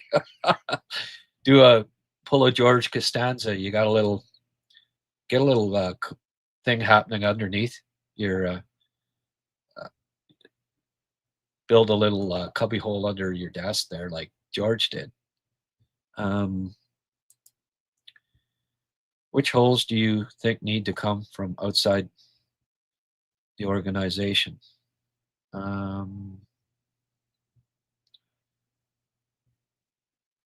Which holes? Which holes can be filled from outside the organization? Is that what you mean, Alex? Well, third line center, left, shoots left, killed penalties, Ryan O'Reilly. Maybe a goalie. We'll see. Oh, here's a new name, Lul, L-A-U-Z-I-G. Hey, Grant, thanks for the increased volume of quality content this season. Yeah, you're welcome. Thanks for contributing, coming on. Do you see Mike's deal as making Montreal even more attractive to forwards around the league, or more of a greedy agent deterrent?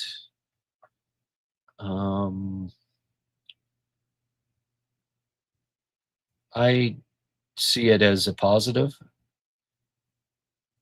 I think I don't have a negative from Matheson at all. Casanova, you're really on the Sammy Blais. I must be missing a joke somewhere along the way or something, but yeah. Well, he'll probably get called up. We'll see. See how Texier looks. See if Davidson can. I'd like Davidson to score a goal. That'd be nice, eh? Maybe get a little more confidence from Marty there. A little more ice time. Samurai Knight, what package would you offer for O'Reilly Grant that you think? Yeah, these guys are coming late, hey? Or Engstrom in the first. VDAC, I know who that is. He is a member. Don't know why it's not green. Raleigh would be second line. Kapner would play. Maybe. Yeah. I don't know. You want the balance.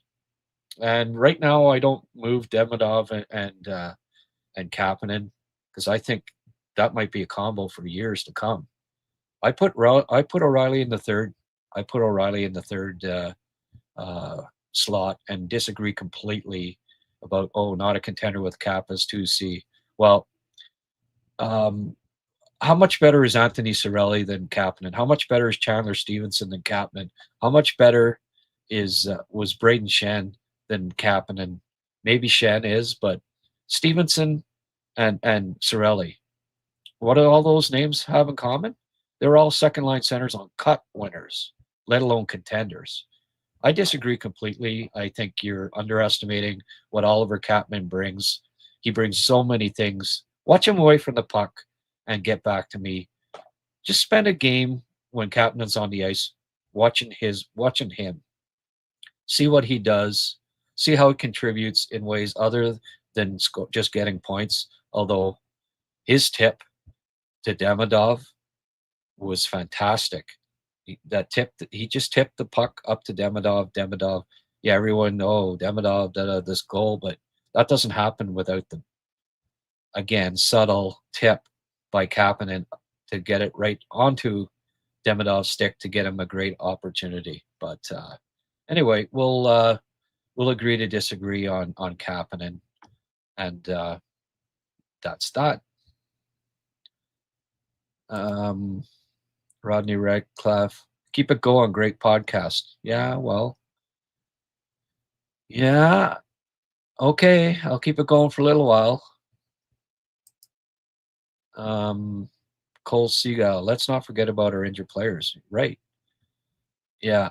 I don't like filling a temporary hole for non-temporary assets. Okay. Yeah, are you talking about like O'Reilly, Cole? He wouldn't be temporary. He'd be here for what hopefully would be 2 long playoff runs, and an upgrade on the guys that are out, as far as I'm concerned. So, yeah. Tampa's up 4-2 over Detroit. Tampa has won, like, I don't know. They won at least 5 straight. They're getting hot again. O'Reilly would be like a Lowry type stable third liner, unless Trotz wants Kapanen for O'Reilly. You're a winner with O'Reilly on the third line. Imagine with Bolduc and Doc. Yeah. Well, I don't. Oh, Larkin scored now 4-3 Tampa. I don't think the Canadians are trading. It doesn't make sense to trade. You need a center. So why would you trade your second line center for another center? It doesn't make sense. What they have right now are extra assets on defense, guys that could play in the NHL that aren't, and that's what that's what Nashville will want, I think.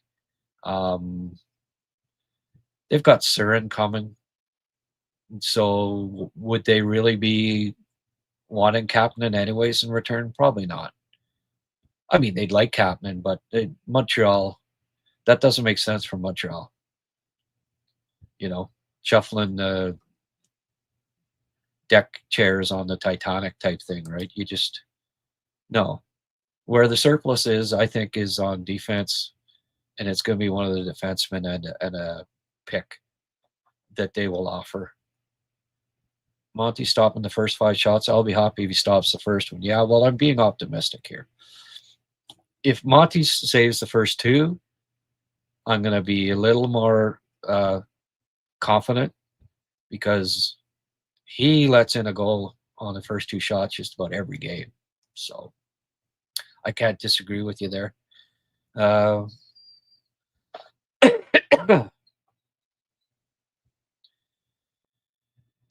George Russell. Hey, George, thanks for there's an old name from the past. Habs D look really small versus Utah. Bigger forwards were getting to the crease. Definitely not the presence of the big 3 that got us the final a few years ago. Needs to be addressed. Thanks, Grant. Thank you, George. Are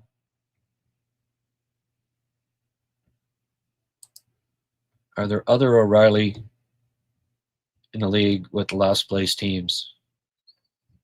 Well, difference between McLeod in Buffalo and O'Reilly, well, other than O'Reilly being experienced and a proven winner, and I agree completely with Eric on that point, by the way. Ryan McLeod's not going to bring experience, cup-winning experience, all that to the team, which I think is needed. Bringing another 24-year-old, doesn't address that. I think it's important that they get a veteran. I know a lot of people are worried about the age, but 2 years from now, there's guys ready to come in. They're not ready now. So get the vet that's going to be here 2 years. To me, it's the perfect solution. Another 24-year-old, that doesn't really, I don't think that's what they need. They're teaming with 24-year-olds, under 24 talent. The main difference between McLeod and O'Reilly is the experience, right? And also the fact that why would Buffalo want to trade him? You know, um, all of their young picks are small, undersized. McLeod's only 24. Like these, I don't see teams at the bottom of the standings trading under 24 talent just for the sake of trading it right now. Pagula, how would Pagula think? Oh well, we're trading McLeod for a first round pick. Oh great, so we're gonna miss the playoffs for another 5 years. Yay, sign me up. I don't see McLeod going anywhere, and I don't see McLeod being what the Canadians ultimately need. Even though I mentioned him, as a possible target, potential target, he'd be down here on the list, and O'Reilly would be at the very top for me. Anyways,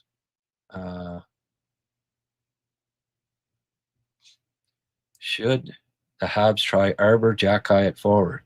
Well, according to George Russell, they should try him on defense. Canadians weren't physical, big enough the other game. But yeah.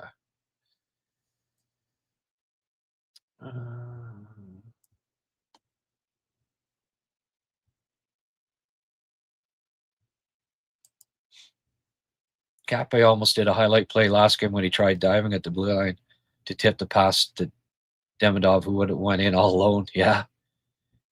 He did the dive thing for an assist the other day. It was pretty good.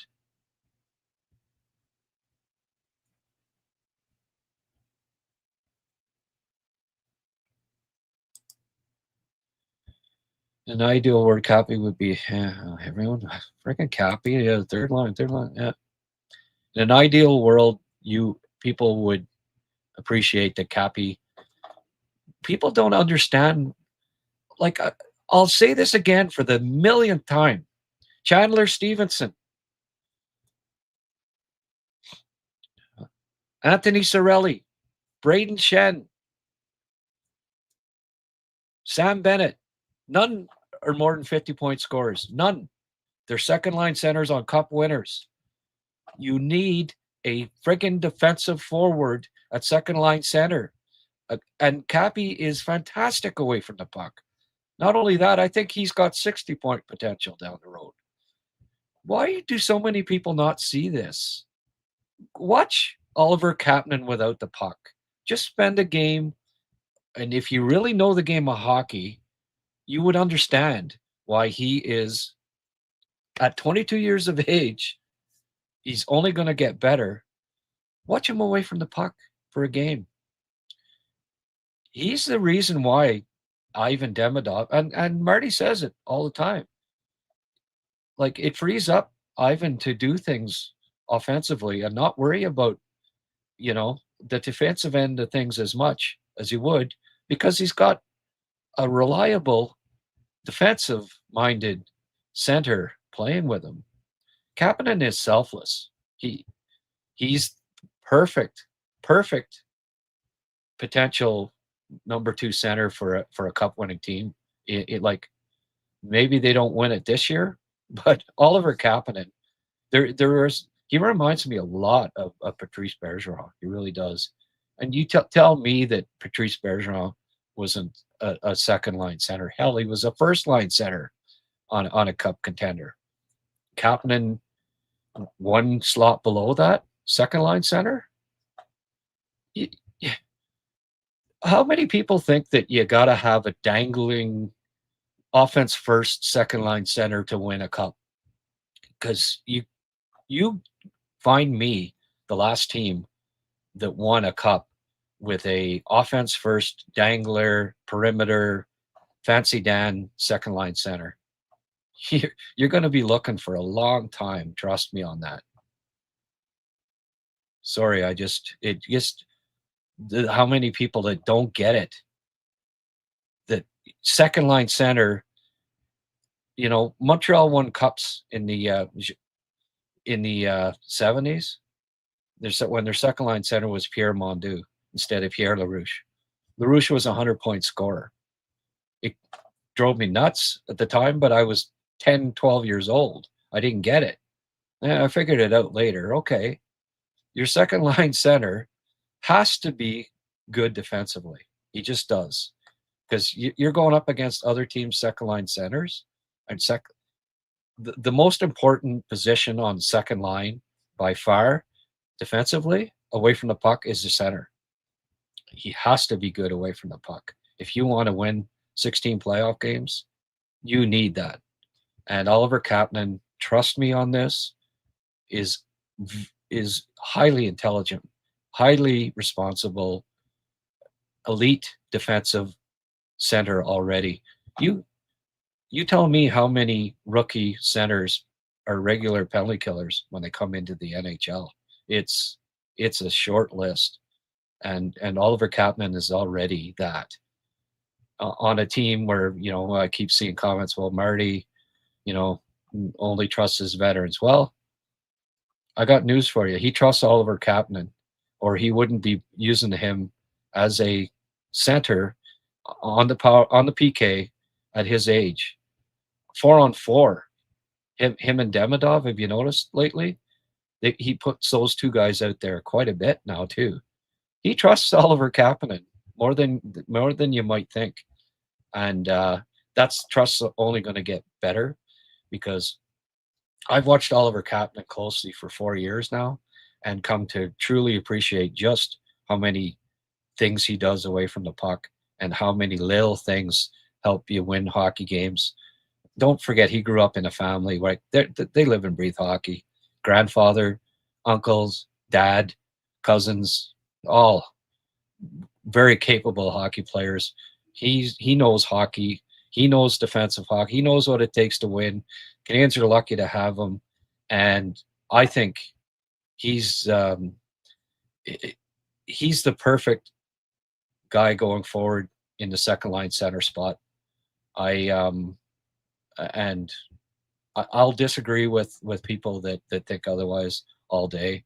I'll shout it on mountaintops. But anyway, that's my opinion, and I appreciate people weighing in. And hey, if we all agreed on everything, it would be a boring show, wouldn't it?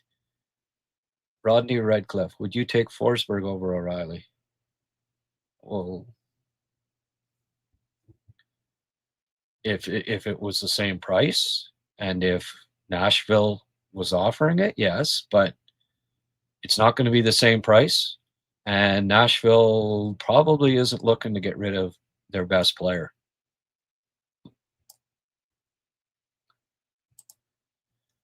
Did you watch Bryce Pickford at all? Yeah. Pickford and Jackeye, future line 3. Third pairing, Jackeye. Well, that's interesting. I don't know that. I don't really have Jackeye penciled in as a future third pairing guy, but maybe. I mean, as of today, he's about 6th on the left defense chart with a healthy goalie.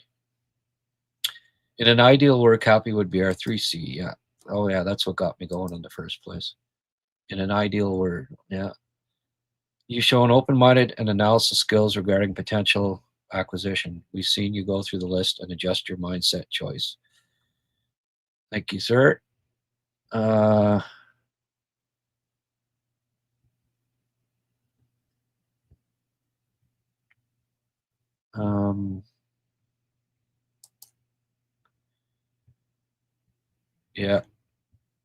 Here's a memo, VDAC. You can have a good third line defensive center too. Just so you know. Pierre Gingras, Cappy and Demidov are a superb fit so far. I cannot see reason to separate these two. Yeah. with the 34-year-old that you want to plug in to the third line because that's what you need him. That's where you need him. Don't break up what's already working. Cappy and Demidov could play together for the next decade. So, got to bring in the 34-year-old to take his spot. Well, why mess with it? 3 years from now, O'Reilly's not going to be Demidov center. It ain't broke. Don't fix it. Again, winning teams have 3 excellent lines, 3 excellent centers. That's what you want. That's what you need. Like Anton Lundell, third line center, right, in Florida. They won cups with 3 excellent centers down the middle. O'Reilly at 34 isn't as good as he used to be, but he's still good and perfect spot for him. And I think he'd work well with Doc too. I see that, when Doc comes back, Doc, Newhook, O'Reilly, boom, works for me.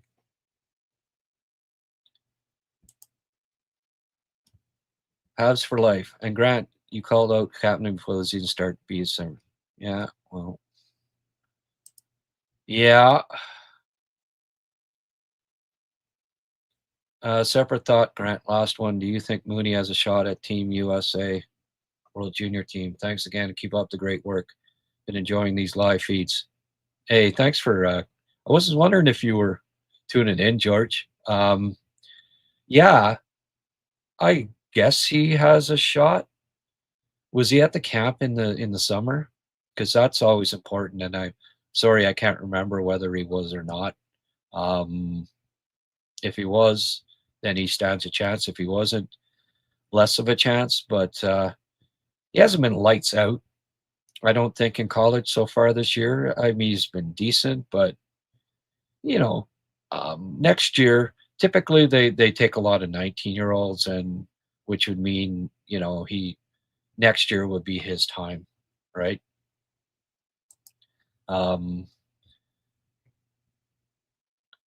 He is fun to watch. He's fast.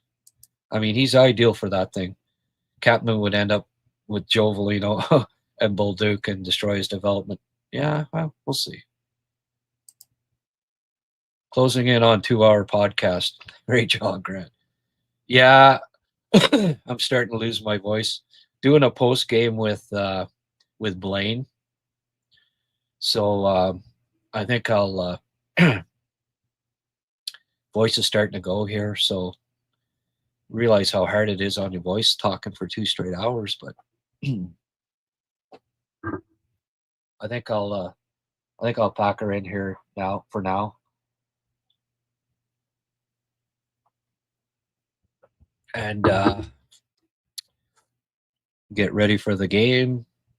I think I have to go out and get some wine for Tina, so I best shut her down now if I want to be able to watch the game, because the Sens are on at the same time. I gotta be sweet to my sweetheart. Okay, guys and girls, I appreciate the all the comments. Closing in on 2 hours. That's plenty long. I appreciate this. I'm not doing between periods. I gotta try to get my voice back here. But Blaine will be on with me after. Okay.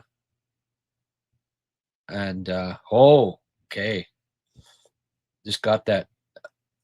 I like getting $10, double digits before when I do one of these. And Francois did it just under the wire, sending me $5. So the 2 $5 contributions. Hey, $5 an hour. That's not bad. I appreciate it, Francois. Always appreciate it. You're probably the most consistent contributor on here, and it's I really appreciate that you've been helping me out. What did you miss, Michael? Hey, you can watch it after. You can watch the podcast after, right? Okay, Francois, you have a great day as always too. I'm going to end it before it hits 2 hours so I don't scare off people later. Okay. Thanks everyone. Have a good game. Go Habs go. Hope they win. We'll see you after the game. Right after. Okay, bye.